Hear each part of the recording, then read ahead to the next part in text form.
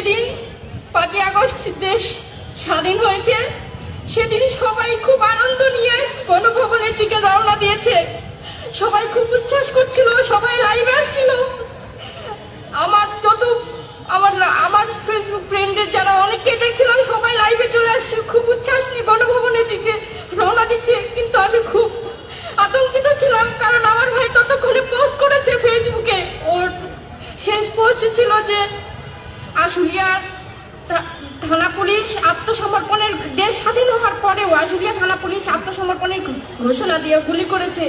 আমার ভাইয়ের আঙ্গুলের গুলি লেগেছিল, সেই ছবি দিয়ে এই লেখা দিয়ে শেষ পোস্ট করেছিল আমার ভাই। সেই পোস্ট দেখার পর থেকে আমি, এর আগে ওর সাথে আমার 2বার কথা হয়েছিল, 5 তারিখে মোট 3বার কথা হয়েছে। একবার কথা হয়েছে তখনও দৌড়াদৌড়ি করে আমার সাথে কথা বলতেছে। আমি বললাম যে তুই কোথায় আছিস, বলে আমি রাস্তায়, কারণ আমি জানি আমার ভাই আন্দোলনে যেত। আমার ভাই মানারাত ইন্টারন্যাশনাল ইউনিভার্সিটিতে EEE 3য় বর্ষের স্টুডেন্ট ছিল। আমার ভাই খুবই মেধাবী ছিল। আমার ভাইকে ওর ভার্সিটির ওর ডিপার্টমেন্টের টিচার আইনস্টাইন নাম দিয়েছিল। আমার ভাই এতই মেধাবী ছিল। আমার ভাই পাশাপাশি একটা সার্ভিসিং সেন্টার খুলেছিল আশুলিয়াতে। ও নিজে ওখানে থেকে নিজের পার্ট টাইম জব করে এবং নিজের সার্ভিসিং সেন্টারের টাকা দিয়ে নিজের পড়াশোনা নিজে চালাতো। তো আমার ভাই আশুলিয়ায় আশেপাশে যে স্পটগুলোতে আন্দোলন হতো সেখানেই অংশগ্রহণ করতো। 4 তারিখে ও সারাদিন জাহাঙ্গীরনগর ইউনিভার্সিটিতে আন্দোলনে অংশগ্রহণ করেছে। রাতে ওর সাথে আমার দীর্ঘ সময় কথা হয়েছে। তারপর ওকে আমি বারবার বলেছিলাম সাবধানভাবে আন্দোলনে যেহেতু অংশগ্রহণ করছে ও যেন নিজের সেফটিটা মেনটেন করে চলে। তারপর 5 তারিখে ওর সাথে আমার যখন কারফিউ দিল নতুন করে, তখন আমার ভিতরে খুব আতঙ্ক কাজ করছিল যে আবার যেহেতু কারফিউ দিয়েছে হয়তো আবার ইন্টারনেট বন্ধ করে আবার হত্যাযজ্ঞ চালাবে, যেভাবে 18 জুলাই চালিয়েছিল। সেই আতঙ্ক থেকে 5 তারিখ, আমার 4 তারিখ সারা রাত আমার ভালোভাবে ঘুম হয়নি। 5 তারিখে ঘুম ভাঙার পর থেকেই আমার খুব অস্থির লাগছিল। আমি 5 তারিখে বারবার আমার ভাইকে ফোন দিচ্ছিলাম, ফোন রিসিভ করতেছিল না। আর পরবর্তীতে আমি জানতে পারলাম যে আশুলিয়াতে সকাল 9টা থেকেই গোলাগুলি শুরু হয়েছে। আশুলিয়া থানা পুলিশ, স্থানীয় যে আওয়ামী লীগ, ছাত্রলীগ, স্বেচ্ছাসেবক লীগের যারা ছিল সবাই মিলে এই বাইপেলকে ছাত্রদের দখলে যেন না যেতে পারে, বাইপেল ছাত্ররা যেন আন্দোলনে একত্রিত না হতে পারে, সেই জন্য এই পুলিশ সহ আওয়ামী লীগের সকলেই এই গোলাগুলি শুরু করে দিয়েছে সকাল 9টা থেকেই। আমার সাথে যখন কথা হয় আমার ভাইয়ের, তখন জানালো যে ও রাস্তায়। আমি বললাম লোকেশন কোথায়, বললো বাইপেলে। আমি বললাম পরিস্থিতি কি, বলে গোলাগুলি হচ্ছে। আমি বললাম একটু সরে যা তুই, বলে ভাগ্যে যা আছে তাই হবে। আমার ভাই এই স্বৈরাচারের বিরুদ্ধে আন্দোলন করে ওকে পদত্যাগ করা এবং এই দেশকে মুক্ত করা ছাড়া সেই আন্দোলন থেকে সরে যাওয়া, এটা কোনোভাবে ওর পক্ষে সম্ভব ছিল না। এই দেশকে মুক্ত করার ব্রত নিয়ে ও জীবন বাজি রেখে এই আন্দোলনে অংশগ্রহণ করেছিল। সর্বশেষ আমার ভাই যখন স্ট্যাটাস দেয়, তারপরে অনেকবার ফোন দেই, সর্বশেষ ও আমার ভাই 4টা 13তে আমার ফোন রিসিভ করেছে। 8 সেকেন্ড কথা হয়েছে, শুধু বলেছে আমি বলেছি বিস্তারিত জানা, বলেছে আমি ঠিক আছি, বারবার ফোন দিস না। ও তারপর আমি 6টার দিকে সংবাদ পাই যে আমার ভাইয়ের বুকে গুলি লেগেছে। ও হাবিব হসপিটালে নিয়েছে, ওকে মৃত অবস্থায় আছে, আমাদের চলে যাওয়ার জন্য। দ্রুত আমার ভাইকে রাত্রে আমরা এখানে গাড়ি পাচ্ছিলাম না, সব বন্ধ ছিল। রাত্রে আমি 11টার দিকে পৌঁছাই, ওকে আমরা পৌঁছানোর আগে ওর ভার্সিটি থেকে নিয়ে যায়, কারণ হাবিব হসপিটালে এত পরিমাণ মৃতদেহ ছিল এবং আহত সংখ্যা ছিল যে আমাদের ফোন দিয়ে বারবার তাড়া দিচ্ছিল যে লাশ রাখার জায়গা নেই, আপনারা দ্রুত নিয়ে যান, এখানে লাশ এবং আহত সংখ্যা এত বেশি যে রাখার জায়গা নেই। আমরা যাওয়ার আগে ওর ভার্সিটি থেকে ওকে নিয়ে যায়। আমি গিয়ে দেখি আমার ভাইয়ের ওর ভার্সিটির গাড়িতে রেখে দিয়েছে, আমার ভাইয়ের রক্তে ভিজে গেছে গাড়ির সিট। আমার ভাইয়েরও নেগেটিভ রক্ত ছিল, রেয়ার গ্রুপ ছিল। আমার ভাই রক্ত ঝরে শেষ হয়ে গেছে। আমার ভাইয়ের বুকে গুলি করেছিল, একটা গুলি আমার ভাই সব রক্ত শেষ করে দিয়েছে। আমার ভাই সহ যত শহীদ হয়েছে, যত ছাত্র এবং জনতা শহীদ হয়েছে, ওরা যে বাংলাদেশের স্বপ্ন দেখে শহীদ হয়েছে, ওরা তো শহীদ হয়েই গেল। সেই বাংলাদেশ তো পড়ে আছে, সেই শেখ হাসিনা তো দেশ ত্যাগ করে নিজের জীবন বাঁচিয়েছে, কিন্তু এই বাংলাদেশে তার সেটা পড়ে গেছে, তার তার মনের মতো সবাইকে সে সব জায়গায় প্রশাসন থেকে শুরু করে সব জায়গায় সেট আপ করে দিয়ে গেছে। এই বাংলাদেশের অনেক সংস্কার প্রয়োজন, অনেক পুনর্গঠন প্রয়োজন। আমি আমার ভাইয়ের ডেথ সার্টিফিকেটটাও সঠিক পাইনি। দেশ স্বাধীন হওয়ার পরও 6 তারিখে যখন ওর ভার্সিটি থেকে জানাজা শেষে আমরা নিয়ে আসছি সোহরাওয়ার্দীতে, ওর ভার্সিটির টিচাররা সহ আমরা নিয়ে আসছি ডেথ সার্টিফিকেট জন্য। সোহরাওয়ার্দী থেকে বলেছে যে উপরে নির্দেশনা আছে, আমরা কোনো গুলিবিদ্ধ হওয়ার সার্টিফিকেট দিতে পারবো না।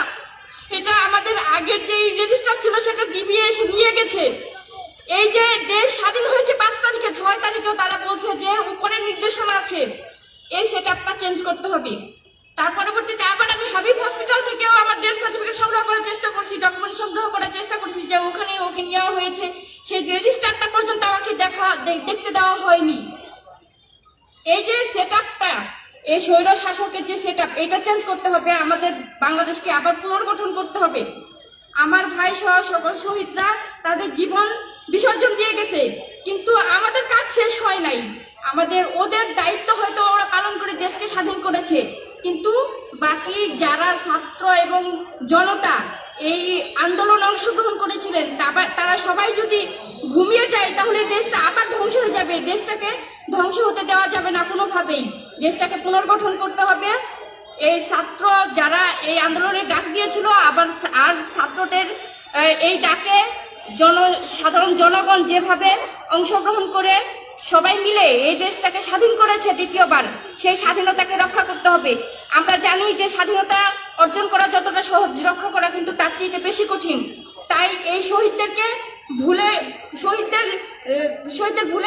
সাথে সাথে আমরাও যদি ঘুমিয়ে যাই হবে না। ওরা হয়তো জীবন বিসর্জন দিয়ে ঘুমিয়ে গেছে, আমরা জেগে জেগেও যদি ঘুমিয়ে যাই হবে না, জীবিত থেকে যদি ঘুমিয়ে যাই হবে না। আমাদের জেগে থাকতে হবে এবং খুব সজাগ এবং সতর্ক থাকতে হবে।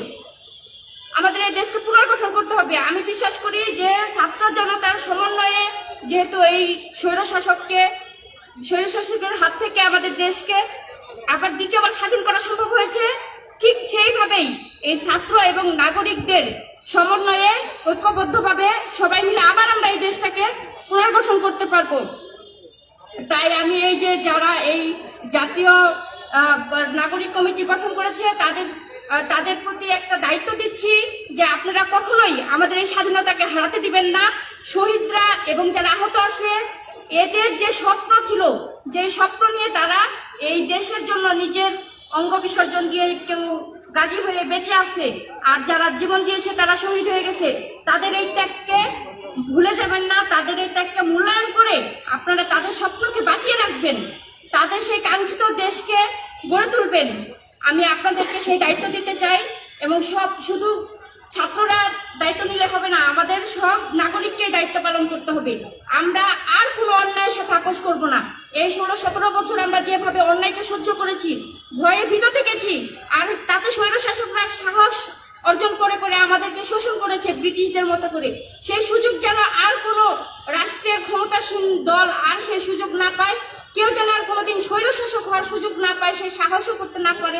দেশে যেন আর কোনোদিন কোনো স্বৈর শাসক না আসে, সেজন্য সবাইকে সজাগ এবং সতর্ক থাকতে হবে এবং কি কাজ করতে হবে। সবাই মিলে আমরা কাজ করব দেশের জন্য। আমি এই যে জাতীয় নাগরিক কমিটি, একটা কমিটির একটা নেতৃত্বের অধীনেই, যেমন ছাত্ররা সমন্বয়কদের অধীনে আন্দোলন করে দেশকে স্বাধীন করতে সক্ষম হয়েছে, ঠিক তেমনই একটা নেতৃত্বের অধীনে থেকেই আমাদেরকে সব কাজে অংশগ্রহণ করতে হয়। তাই এই জাতীয় নাগরিক কমিটি যে, তাদের নেতৃত্বে যেন আমরা সকল নাগরিক ঐক্যবদ্ধ হয়ে এই দেশটাকে পুনর্গঠন করতে পারি। আমিও তাদের সেই দায়িত্ব দিচ্ছি যে আমার যে ভাই শহীদ হয়েছে, সেই আমার ভাই সহ সকল শহীদদের বিচারটা যেন সঠিকভাবে হয়। এই যে শেখ হাসিনা সহ যারা স্বৈরাচারী, যারা মন্ত্রী এমপি ছিল, আওয়ামী লীগের পদধারী সহ যারা মাঠ পর্যায়ে অংশগ্রহণ করে ছাত্রদের শহীদ করেছে, এবং প্রশাসনের যারা ক্ষমতার দম্ভে যারা নিজের দায়িত্বকে ভুলে গিয়ে নিজের অন্যের বুকে গুলি চালিয়েছে ছাত্রদের উপরে, তাদের বিচার যেন সঠিকভাবে হয়। আমি সেই জন্য যেন এই কমিটি কাজ করে, সেই শহীদের বিচার প্রক্রিয়াটা যেন চলমান থাকে এবং দ্রুত সময়ের মধ্যে বিচার হয়, সেই দায়িত্ব আমাদের নাগরিকরা সহ এই জাতীয় নাগরিক কমিটিকে আমি দিচ্ছি যে আমার শহীদদের বিচার সহ দেশটাকে পুনর্গঠনের দায়িত্ব দিচ্ছি আমি তাদের। এখন এই জাতীয় নাগরিক কমিটির আহ্বায়কের দায়িত্ব পালন করবেন মোহাম্মদ নাসিরউদ্দিন পাটোয়ারি, সদস্য সচিবের দায়িত্ব পালন করবেন আক্তার হোসেন এবং মুখপাত্র হিসেবে দায়িত্বে থাকবেন সামান্তা শারমিন। আমি এখন সামান্তা শারমিন আপু লিখিত বক্তব্য পাঠ করবেন, আমি তাকে লিখিত বক্তব্য পাঠের অনুরোধ করে আমার বক্তব্য শেষ করছি। আসসালামু আলাইকুম।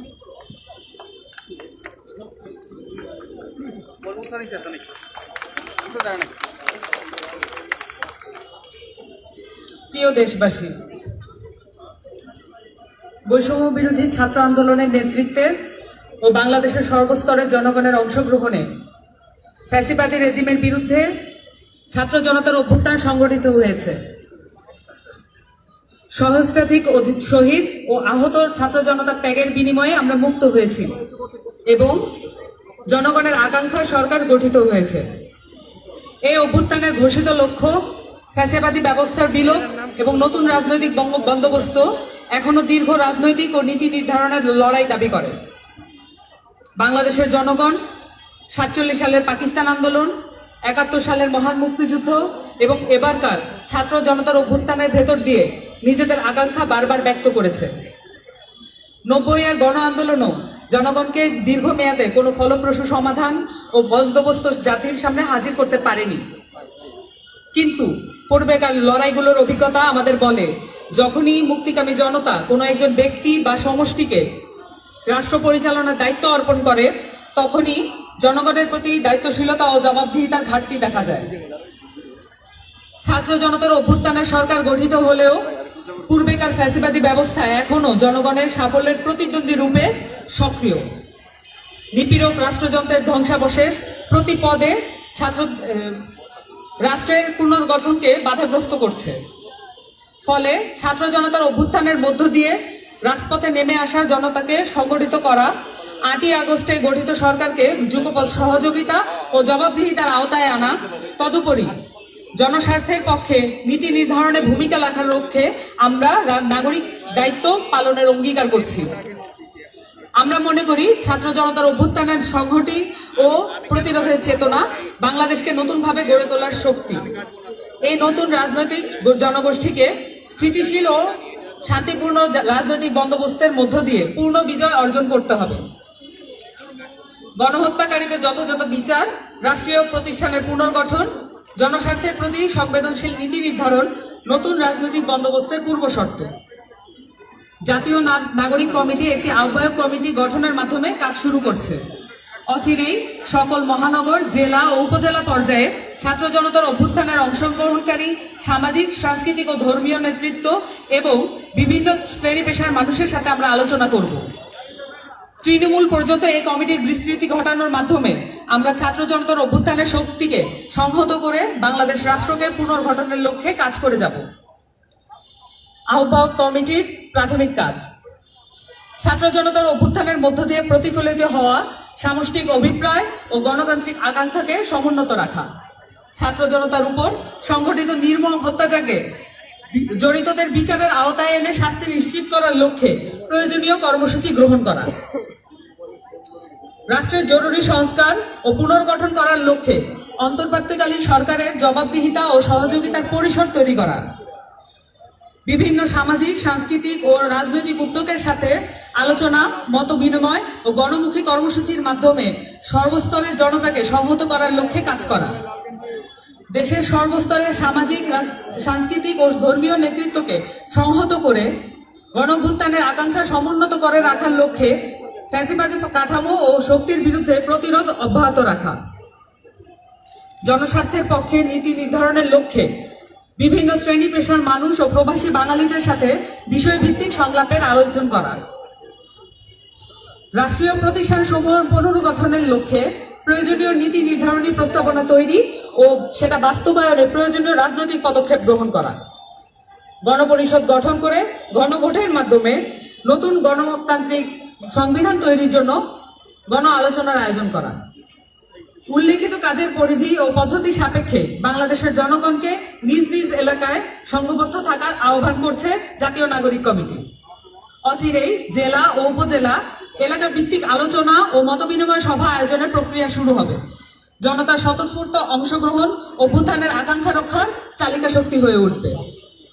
জাতীয় নাগরিক কমিটির ক্রমবর্ধমান তালিকা আপনাদের সামনে এখন উপস্থাপন করবেন জাতীয় নাগরিক কমিটির আহ্বায়ক নাসির উদ্দিন পাটোয়ারি।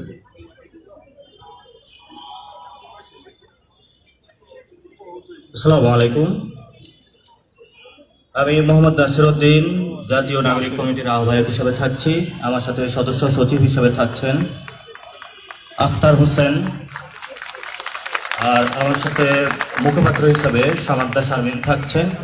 আমাদের যত পরিধি রয়েছে, আলোচনা রয়েছে, সবকিছুই আমাদের ভ্যালিডিটি বা অথরাইজড যে সিগনেচার হবে, মিডিয়া কর্মীদের সাথে আমাদের সামান্তা আপুর সাথে কথা হবে এবং আমাদের নাগরিক কমিটির যত বক্তব্য যাবে সবকিছু সামান্তা শারমিনের মাধ্যমেই। অতিরিক্ত যে কোনো বক্তব্য অন্য কোনো সদস্যের মাধ্যমে গেলে আমরা সেটা লায়াবল থাকবো না। সেটা হলো সবকিছুর মধ্যে সামান্তা শারমিনের মাধ্যমে বক্তব্য যাবে। আর আমরা আমাদের ফোরামের মাধ্যমে যে আলোচনা হবে সেই আলোচনার মাধ্যমে আমরা একটি নীতি অবলম্বন করে বিভিন্ন টক শো থেকে শুরু করে মিডিয়া কর্মীদের সাথে আমরা দ্রুত একটা প্রতিনিধি দল বা একটা অর্গানাইজিং কমিটি ঠিক করব, সেই বিষয়ে আজকে আপনাদের জানিয়ে দিলাম। আর সদস্যবৃন্দ রূপে আমরা অনেকগুলো সেল করব। সদস্য হিসাবে আমাদের থাকছেন আজকের কমিটিতে আরিফুল ইসলাম আদিব,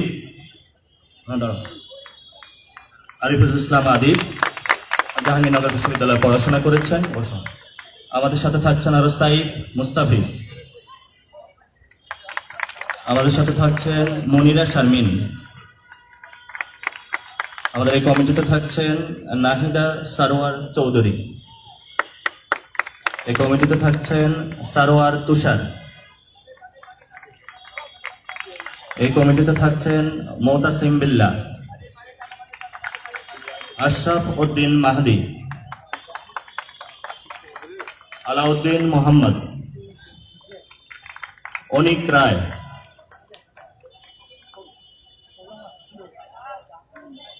দাঁড়ান দাদা, আচ্ছা অনিক রায় দাদা দাঁড়াচ্ছে না, বসে দেখা যাচ্ছে, জাভেদ রাসিম, মোহাম্মদ নিজাম উদ্দিন, সাভানাজ রশিদ দিয়া, উনি বাইরে আছেন, উনি কালকে বাংলাদেশে আসবেন, উনি ইম্পর্টেন্ট কাজে এখন একটু বাইরে আছেন। প্রাঞ্জল কোস্তা, মইনুল ইসলাম তুহিন, আব্দুল্লাহ আল আমিন, হুজাইফা ইবনে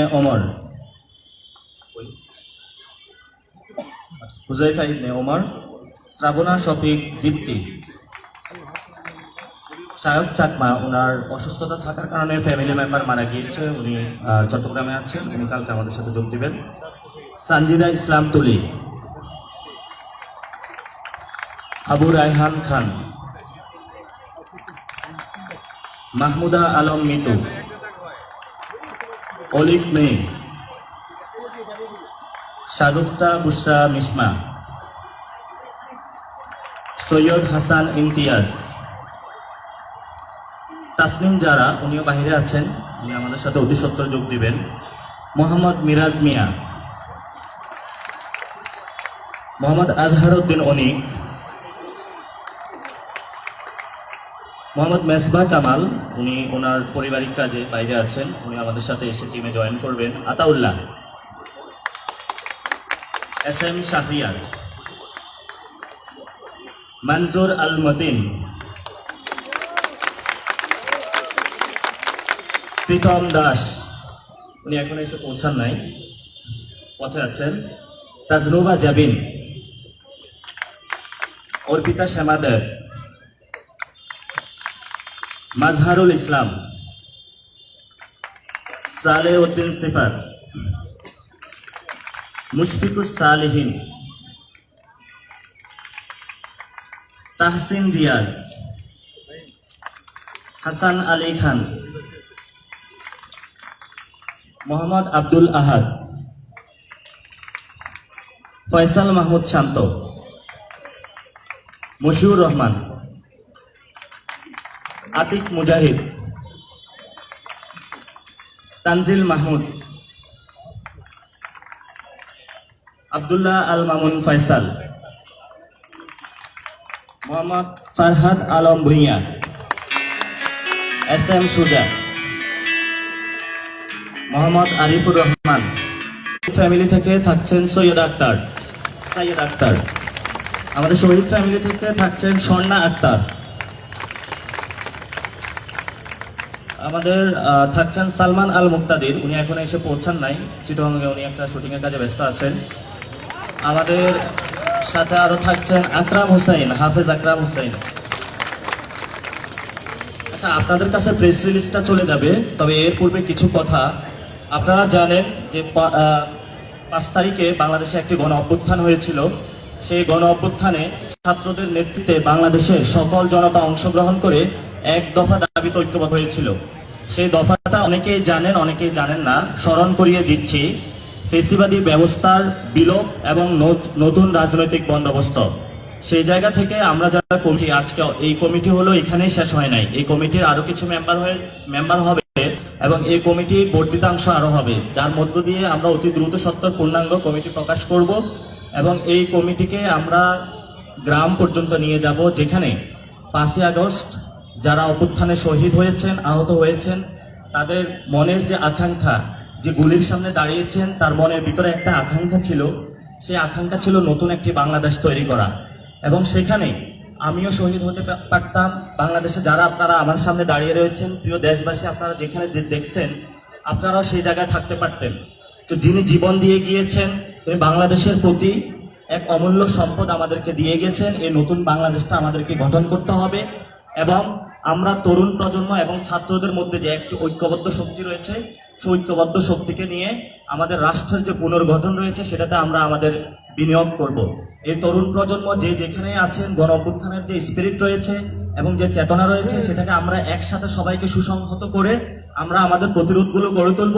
যে প্রতিরোধের মাধ্যমে আমরা দেশি বিদেশি যে সব চক্রান্তগুলো এখনো চলমান, সেই চক্রান্তগুলোর বিরুদ্ধে আমাদের প্রতিরোধ জারি থাকবে এবং বাংলাদেশের পুনর্গঠনে আমাদের সরকারি যে আপনারা জনতার যে সরকার গঠন করেছেন, সেখানেও আমাদের কিছু রিফরমেশন এবং রিকনস্ট্রাকশনের কাজ রয়েছে। আমরা সেগুলোতে অতি দ্রুত কাজ শুরু করব এবং আমাদের আন্তর্জাতিক যে জিওপলিটিক্স রয়েছে, সেখানে বিভিন্ন যে বিদেশি চক্রান্ত হচ্ছে, সেগুলোর বিরুদ্ধে আমরা বাংলাদেশের যে যুব সমাজ, ছাত্র এবং সকল নাগরিককে নিয়ে ঐক্যবদ্ধভাবে সেগুলোর মোকাবেলা করব। এবং আমাদের এই যে কমিটি হয়েছে, আজকের সকল সাংবাদিকদের কাছে অনুরোধ রইল এবং প্রিয় দেশবাসীর কাছে অনুরোধ রইল যে আপনারা সর্বাত্মক তাদেরকে একটু সহযোগিতা করবেন। এবং আমরা এখানে যে বিষয়গুলো নীতিমালা অন্তর্ভুক্ত করেছি, আমরা এই কমিটি গঠনের ক্ষেত্রে একটি সার্চ কমিটি গঠন করেছিলাম, যারা বাংলাদেশের সকল দলাদলি মতভেদ সবকিছু ভুলে কিছু মানুষকে একত্রিত করেছে এবং আমরা রাজনৈতিক দল, সমাজের বিভিন্ন যারা চিন্তক রয়েছেন, সমাজের যারা অংশীজন রয়েছেন, গত 1 মাসে সকলের সাথে close door to door meeting করেছি, বাংলাদেশের প্রবলেম তাদেরকে জানিয়েছি এবং আমরা চাচ্ছি আগামীর বাংলাদেশ তরুণদের হাতে তুলে দিতে। তরুণরা ঐক্যবদ্ধভাবে গণ অভ্যুত্থানের স্পিরিটকে ধারণ করে নতুনভাবে বাংলাদেশটা গঠন করবে এবং সেই সকল তরুণদেরকে সামনে রেখে আপনারা যারা সমাজের বিজ্ঞজন রয়েছেন, তাদেরকে বুদ্ধি পরামর্শ দিয়ে সহযোগিতার মধ্যে, আর তরুণরা তাদের বুদ্ধি পরামর্শ এবং তেজদীপ্ত তাদের কর্মস্পৃহা দিয়ে ছাত্রদের সাথে কাঁধে কাঁধ মিলে আগামীর বাংলাদেশটা তারাই গঠন করবে। সেই প্রতিশ্রুতিবদ্ধ থেকে আমরা তরুণ সমাজের কাছে আহ্বান জানাচ্ছি যে আপনারা সবাই গ্রাম, পাড়ায়, মহল্লায়, বিভিন্ন বিভাগ, সিটি কর্পোরেশন যে যেখানে আছেন, সবাই নিজেদের জায়গায় ঐক্যবদ্ধ হন। যেভাবে আপনারা গ্রামে বিভিন্ন সন্ত্রাসী ডাকাত সংগঠনকে ঠেকিয়ে দিয়েছেন, বিভিন্ন যে আমাদের কুগুলো এসেছে সেগুলোকে প্রতিরোধ করেছিলেন এবং জনসমাজের সাথে মিশে জনস্বাস্থ্যের যে নীতিগুলো রয়েছে, আপনারা সেগুলো প্রক্রিয়া অবলম্বন করছেন, সেগুলো আপনারা জারি রাখুন। আমরা দ্রুতই আপনাদের সাথে কমিটি গঠনের মাধ্যমে ঐক্যবদ্ধ হয়ে সমন্বিতভাবে সবগুলো কাজ শুরু করব। আজকে যারা উপস্থিত হয়েছেন, আমরা সকলকেই আন্তরিকভাবে ধন্যবাদ জানাচ্ছি। আপনাদের কোনো প্রশ্ন বা